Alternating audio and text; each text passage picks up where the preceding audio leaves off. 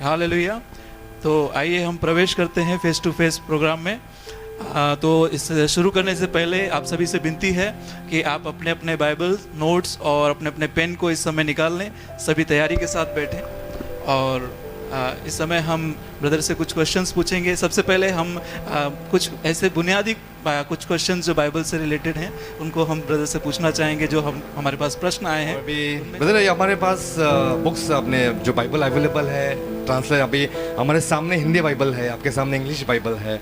सो ये बात हम जानना चाहते हैं कि बाइबल किस भाषा में था और हम तक कैसे पहुंचा। मतलब जैसे हमारे पास हिंदी ट्रांसलेशन अवेलेबल है, इंग्लिश अवेलेबल है, मलयालम है, उर्दू है, तो उसका पार्श्वभूमि क्या है उसके बारे में जरा बता सकते हैं? वाव, हालेलुया। तो जैसे ब्रदर ने पूछा कि बाइबल किस भाषा में थी कि आज हमको हिंदी में मिला है और दुनिया भर के हर भाषाओं में, ऐसे कहते हैं आज दुनिया में जितनी भाषाएं हैं हर भाषाओं में परमेश्वर का वचन ट्रांसलेट किया गया है। सबसे पहले इब्रानी भाषा में हम पुराने नियम को देखते हैं। Old Testament was basically written in Hebrew language, जो कि उनका होली लैंग्वेज था, जो कि उनका फाउंडेशनल लैंग्वेज था। और अगर हम नए नियम को देखेंगे, जब नया नियम लिखा गया था वो ग्रीक भाषा में लिखा गया। तो पुराना नियम इब्रानी भाषा में और ग्रीक भाषा, वहां पे बैठे हुए लोग पुराना नियम इब्रानी भाषा में और नया नियम ग्रीक भाषा। लेकिन आज हम लोग देखते हैं कि कितनी सारी भाषाओं में आज हम लोगों को ये सारी चीजें देखने को मिलती हैं। आपको बताना चाहता हूं, ग्रीक भाषा और इब्रानी भाषा में मैंने आपको बताया था, लेकिन जैसे समय आगे गया तो एक समय आया जब मसीही लोगों के बीच में एक भाषा बहुत ज्यादा फेमस हो गया, जो था लैटिन लैंग्वेज, लतीनी भाषा। तो हम देखते हैं कि ग्रीक भाषा से सीधा बाइबल को लतीनी भाषा में ट्रांसलेट किया गया और उसके बाद में लतीनी भाषा के बाद में हम देख सकते हैं कि इंग्लिश भाषा में बाइबल ट्रांसलेट किया गया, जो कि पूरा इंटरनेशनल लैंग्वेज है। सबसे पहले उसके लिए एक वर्जन निकला था, इंग्लिश का एक वर्जन निकला था ट्रांसलेट होके, और उसमें केवल पहली 5 पुस्तकें ट्रांसलेट की गई थी, जिसको हम तोराह कहते हैं। मूसा के द्वारा लिखा हुआ पहला 5 पुस्तक, जेनेसिस, एक्सोडस, लेविटिकस, नंबर, ड्यूटरोनॉमी।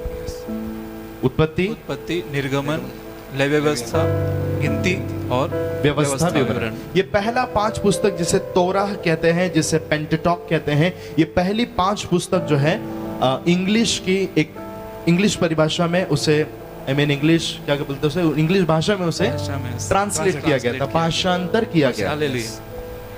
और उसको भाषांतरण करने के लिए हम देख सकते हैं कि करीबन 72 स्कॉलर्स जो वचन के पंडित है, 72 वचन के पंडित लोग आगे आए, और ये सभी पंडित लोग 6 करके, जो 12 गोत्रें थी यहूदियों का, जो 12 गोत्र है, उन 12 गोत्रों में से 6 जन बाहर निकले, और 6 जन हर गोत्र में से निकलकर, यानी कि 72 बोलते हैं ना, 72 स्कॉलर्स लोग मिलकर 72 दिन के अंदर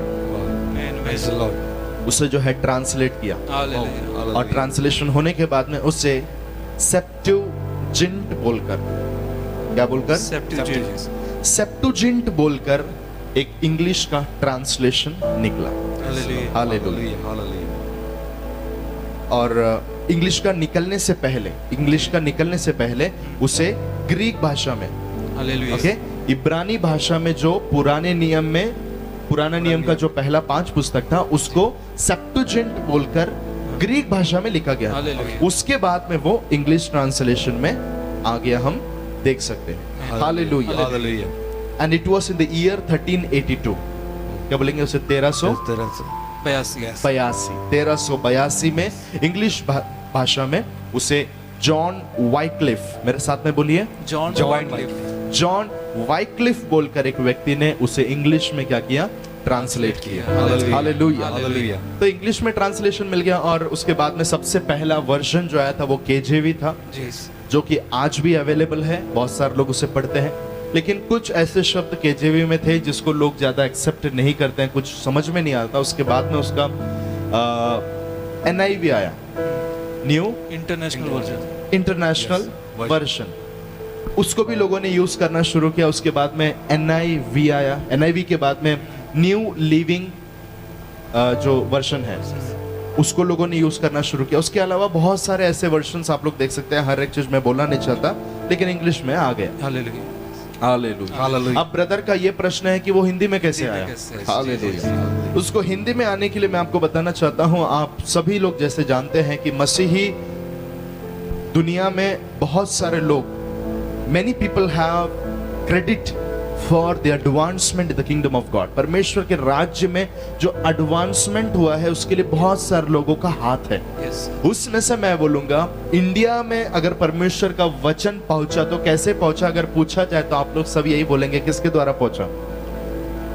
थोमा के द्वारा पहुंचा। वो सिंपल आंसर है, सब बच्चे लोग भी जानते हैं। थोमा के द्वारा परमेश्वर का वचन इंडिया में आया। लेकिन मैं आपको बताना चाहता हूं, उसके बाद में बहुत सारे मिशनरी लोग भारत में आए थे। बहुत सारे मिशनरी लोग भारत में आए जिन्होंने परमेश्वर के वचन को हर कोने कोने में प्रचार किया। उसमें से एक व्यक्ति था जिनका नाम था विलियम कैरी। विलियम कैरी, साथ में बोले एक बार, विलियम कैरी। आमेन। एक अद्भुत व्यक्तिमत्व, great man of God William Carey, जो 16 साल की उम्र में एक कॉबलर थे, यानी कि एक चप्पल को सिलाने वाला, चप्पल सिलाने वाले की दुकान पर बैठकर चप्पल सिलाने वाला एक लड़का था 16 साल की उम्र में, विलियम कैरी।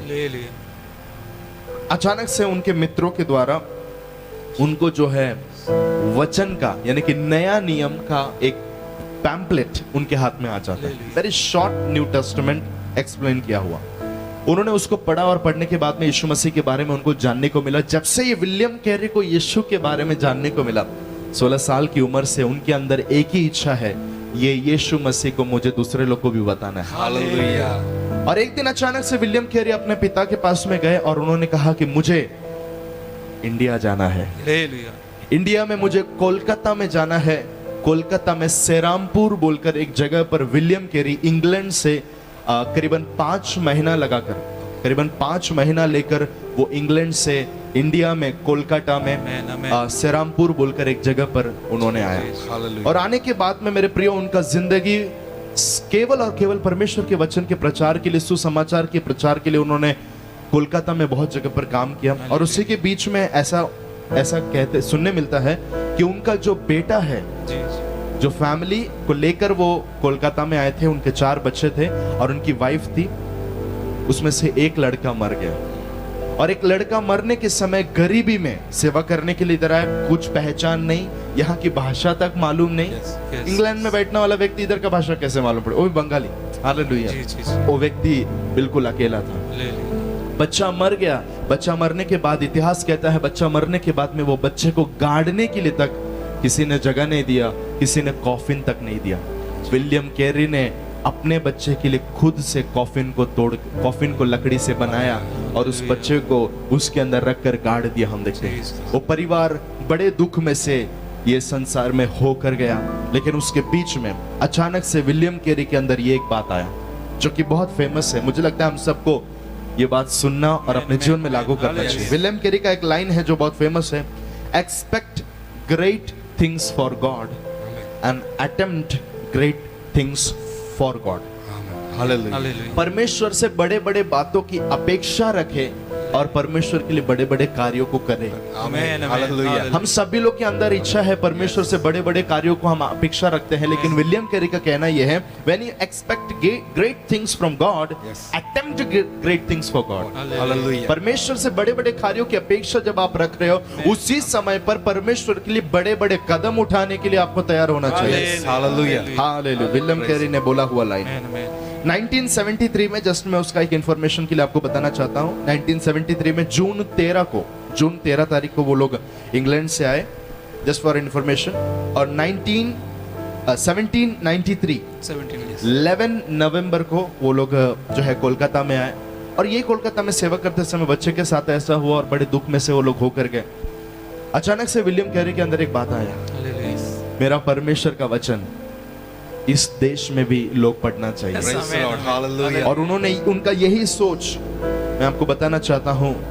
हिंदी भाषा में तो आया ही, उसके अलावा विलियम कैरी ने बाइबल को 40 भाषाओं में ट्रांसलेट करने के लिए आमीन, इन्वेस्ट आमीन, किया। Hallelujah, hallelujah, praise the hallelujah. Lord। William Carey की वजह से आज हमारे पास में 40 अलग अलग भाषाओं में हमको बाइबल मिला है, और उसी के साथ में आज हिंदी बाइबल जो हमारे पास में है वो भी विलियम कैरी का एक इन्वेस्टमेंट है Hallelujah। परमेश्वर के राज्य में। Praise the Lord। उसके अलावा 1818 में 1818 में सरामपुर यूनिवर्सिटी बोलकर एक यूनिवर्सिटी चालू करने के लिए विलियम कैरी को परमेश्वर ने मदद किया। Hallelujah। और उस समय का एशिया में जितने भी यूनिवर्सिटी थी, सभी यूनिवर्सिटी में सबसे पहला यूनिवर्सिटी, टॉप लेवल का यूनिवर्सिटी सरामपुर का यूनिवर्सिटी है। Praise आज भी वहां पर लोग वचन सीखने को जाते हैं Hallelujah। और वहां से ऑर्डेन होकर सेवा के लिए आते हैं। Amen। Praise the Lord। उन्होंने उसके अलावा जो भारत देश में उन दिनों में सती सिस्टम चलता था, यानी कि अगर किसी का पति मर जाए Yes। वो पत्नी को सती प्रथा। सती प्रथा, पत्नी को पति के साथ में जला डालते थे। Yes। बेकार परिस्थिति। जी जी हालेलुया। हालेलुया। उसके विरुद्ध में उन्होंने बात किया। बाल विवाह तभी भारत में होता था, उसके विरुद्ध में उन्होंने बात किया। छोटे छोटे बच्चों को कुछ ऐसे चीजों को अलग अलग धर्म के रिवाजों के हिसाब से समझकर उस बच्चे को वो लोग गंगा नदी में फेंक डालते थे, छोटे छोटे बच्चे को, जिंदा बच्चे को। उसके विरुद्ध में इन्होंने बात किया विलियम कैरी ने। लड़कियों को स्कूल में नहीं भेजते थे, उसमें लड़कियों के लिए स्कूल बनाने के लिए और बहुत सारे ऐसे सामूहिक और कलीसिया के रूप में या परमेश्वर के राज्य के रूप के लिए भी उन्होंने बहुत सारे कार्य किए। और मैं ये समझता हूँ, और सचमुच वो समय जब वो भारत में आए तो उन्होंने एक लाइन बोला, ये भारत एक राष्ट्र है या एक नरक है। जी। भारत एक राष्ट्र है या एक नरक है। ऐसा हाल था भारत का। जी। लेकिन आज मैं आपको बताना चाहता हूँ, विलियम कैरी नहीं, उसके अलावा कितने सारे मिशनरी लोग भारत में आए।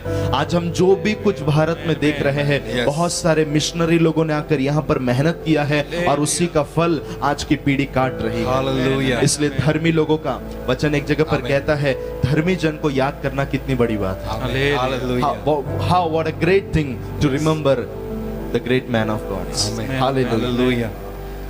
1834 में 1834 में जून 30 को जब विलियम कैरी के बच्चे और विलियम कैरी की पत्नी एक कमरे में बैठकर प्रार्थना कर रहे थे, प्रार्थना करते समय विलियम कैरी ये संसार में से मसीह में सो गए और उनका जीवन वहां पर पृथ्वी पर खत्म हो गया।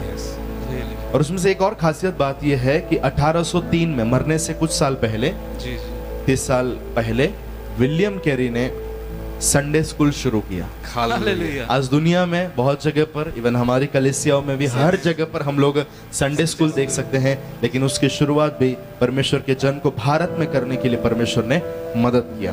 तो मेन इन्वेस्टमेंट था लैंग्वेज के लिए, उसके अलावा भी बहुत सारी चीजें उन्होंने किया। जस्ट मैंने आप लोगों को वो भी बता दिया। Hallelujah। आमीन। Wonderful। जी Wonderful। जी, बहुत जब अद्भुत से ये हमें समझ Yes। में आया ब्रदर। हिंदी ट्रांसलेशन और बाइबल का अब तक का इतिहास इतिहास। हमें जानने मिला।